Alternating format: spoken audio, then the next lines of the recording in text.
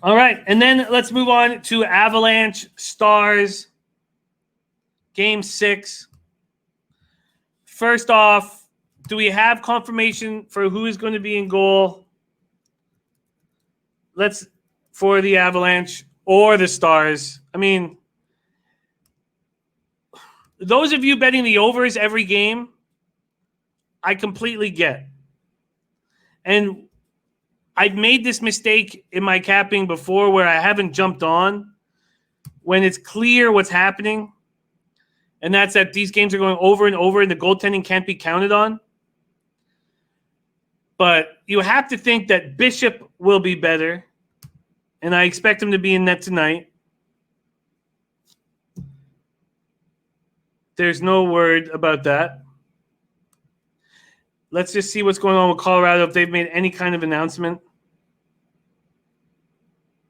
Nothing. Let's just quickly see if there's any kind of announcement here.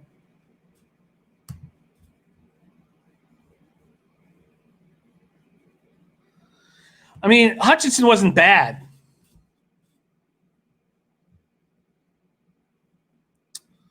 Wow.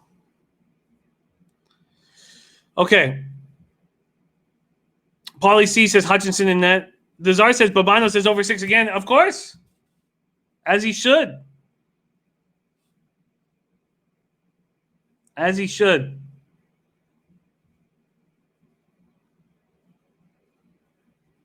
Thank you, Griffin G. Thank you so much for joining us.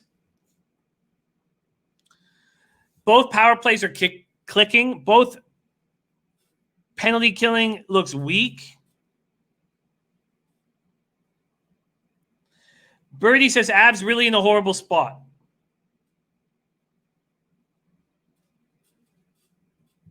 Matt Randall says anyone have Dom Hatzik's number? I bet you Dom could still play.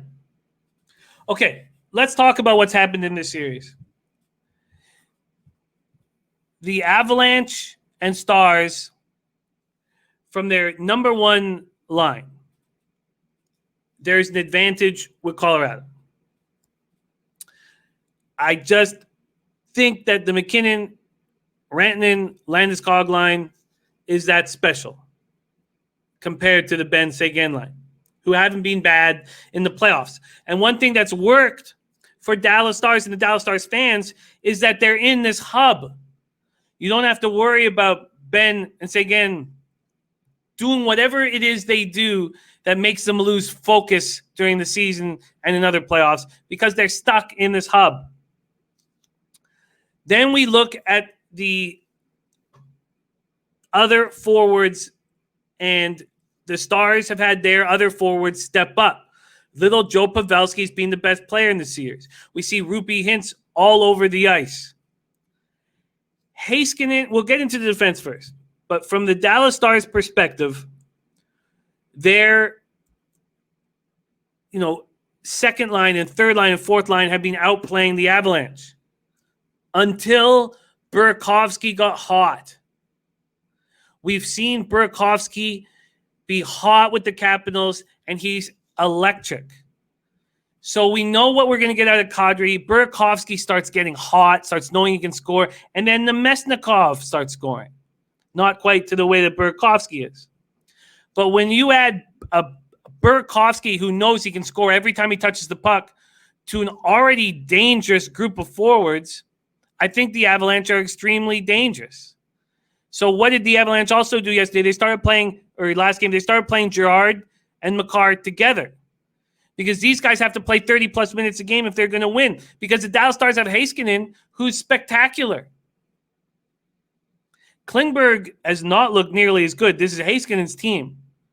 But Girard and Makar are that good.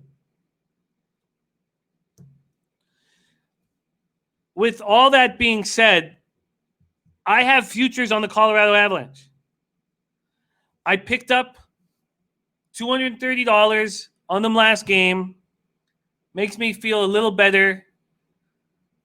I had lost the game before, so I'd lost $200, so I basically made that evened up. And I just feel like I will compound my future losses if I bet on the Avalanche here. There's no way I'm betting on the Stars. And I can completely understand why the over 6 is in play. It just keeps happening. They just keep scoring over and over and over. But as we know in series, that doesn't work like that. Robert Allen says Jamie Benn playing good. Seguin playing good. Heiskanen, Oleksiak, great defensive duo. Klingberg shoots more tonight from the point, maybe scores tonight. Radulov playing good too. Clint says, I think we just go on the over and lean to the Stars. I'm not going to go on the over. And this may be just my own emotions and why, like, I'm not sleeping tonight, but I would rather you guys cash the over and not be on it than come this late to the party. Because I'm late.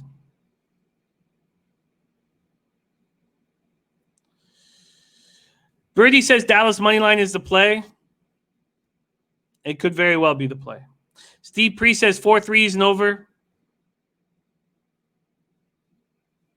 Jason Folk says take some profits and start stockpiling those Pampers, buddy. Chili Dog Dooley says, as a Sharks fan, I want Pavelski to get a shot finally. Well, they wouldn't be in this situation up in this series if it wasn't for little Joe.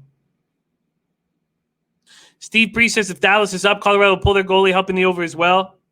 You have to think that Hutchinson will be more comfortable after that yesterday's game. Where are you registered? Let's go. Nowhere. Okay. So I've hit 6 of my last 8 bets in NHL, and I didn't bet yesterday. I should have pulled the trigger on the Flyers. I beat myself up over it. But I'm not making a bet here. I do not want to compound losses by betting on the Avalanche. And I want to cheer on the Avalanche to beat the Stars. And I'm not going to give a pick on the Avalanche just to give a pick that I'm not going to bet.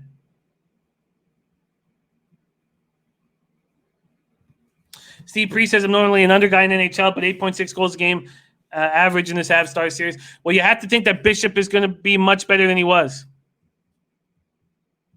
So,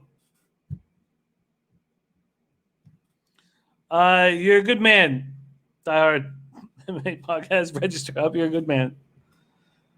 So, yeah.